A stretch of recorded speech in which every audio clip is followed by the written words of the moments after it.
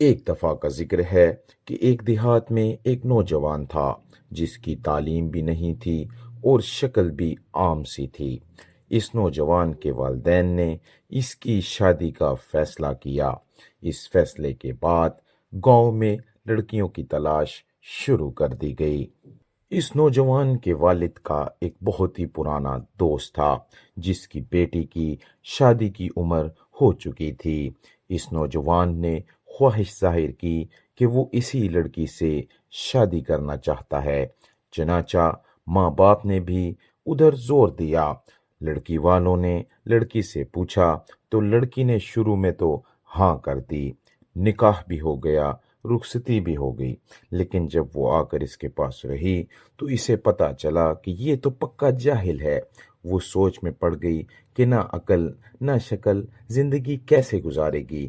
چنانچہ اس لڑکی نے دل ہی دل میں اس نوجوان کو ناپسند کرنا شروع کر دیا، مگر خاموش رہی۔ شادی کے 3-4 دن بعد عام طور پر دلہنیں اپنے ماں باپ کے گھر جاتی ہیں۔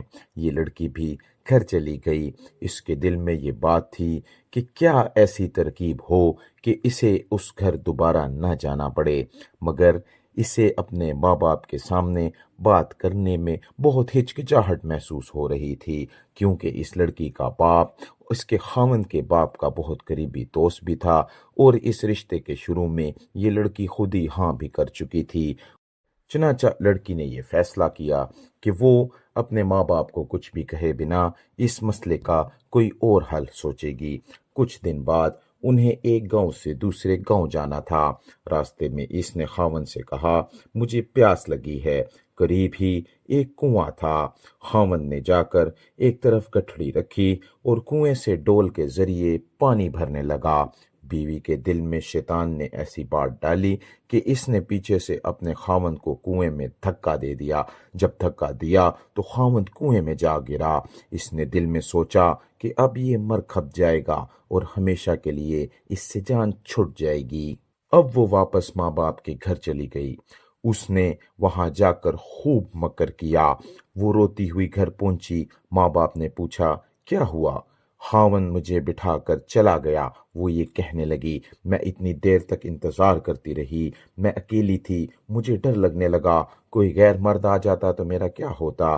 مجھے جان کا خطرہ تھا، عزت کا خطرہ تھا۔ وہ آدمی تو بہت بے پرواہ ہے، اس لیے میں واپس آ گئی ہوں۔ یہ سن کر ماں باپ کو بھی بڑا غصہ آیا کہ اس نے ہماری بیٹی کو اس طرح لاوارث چھوڑ دیا اور خود کہیں چلا گیا۔ یہ ایسا بے وقوف انسان ہے۔ اب ادھر کی بات سنیں۔ جب خاوند پانی میں گرا تو جان بچانے کے لیے ادھر ادھر ہاتھ پاؤں مارنے لگا۔ ہاتھ پاؤں مارتے ہوئے اس کا ہاتھ اس رسے پر پڑا جس کے ساتھ ڈول بندھے ہوئے تھے۔ اس نے اس رسے کو مضبوطی سے پکڑ لیا اور ڈوبنے سے بچ گیا۔ کافی دیر کے بعد اس نے ہمت کی اور آہستہ آہستہ رستے پر چڑھتے ہوئے باہر نکل آیا۔ باہر نکل کر اس نے سوچا کہ میں کیا کروں۔ اس نے دل ہی دل میں کہا کہ مجھے توقع نہیں تھی کہ میری بیوی میرے ساتھ ایسا کرے گی۔ کوئی بات نہیں، میں دوبارہ چلا جانتا ہوں۔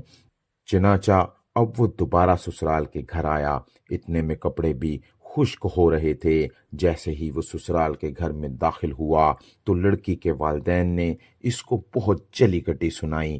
تو کیسا بے عقل انسان ہے، تو ہماری بیٹی کو اکیلے چھوڑ کر چلا گیا، تو بڑا بے پرواہ ہے، تجھے اس کا ذرا خیال نہیں۔ انہوں نے جو کچھ کہا اس نے خاموشی سے سنا اور آخر میں صرف اتنا کہا، ہاں مجھے اپنی غلطی کا احساس ہے، بہرحال آپ اپنی بیٹی کو بھیج دیں، ہمیں گھر جانے دیں، دیر ہو رہی ہے۔ جب انہوں نے دیکھا کہ یہ بہت شرمندگی کا اظہار کر رہا ہے تو انہوں نے پھر بیٹی سے کہا، کوئی بات نہیں، اب تم چلی جاؤ۔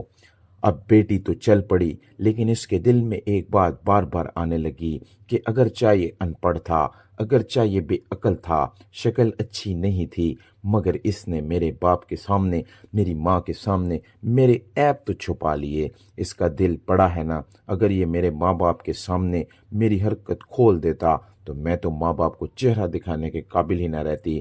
اس ایک بات پر اس لڑکی کے دل میں خاوند کی ایسی محبت پیدا ہوئی کہ اس نے اپنے خاوند سے دل سے معافی مانگی اور اپنی بقیہ پوری زندگی اپنے خاوند کی محبت میں گزار دی۔